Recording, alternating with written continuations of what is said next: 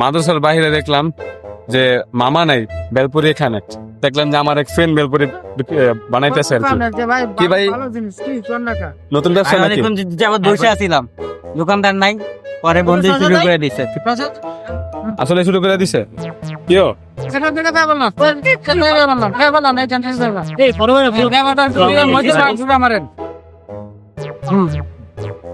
তারপর হচ্ছে কি টক দাও। হ্যাঁ মাথায় দিলে দিন, বেশি দেওয়া লাগবে না। হ্যাঁ টকটা দাও। ধন্যবাদ। ভিডিওটা বন্ধ করিয়া ভাই বেলপুরিটা খাইতে কেমন লাগতেছে?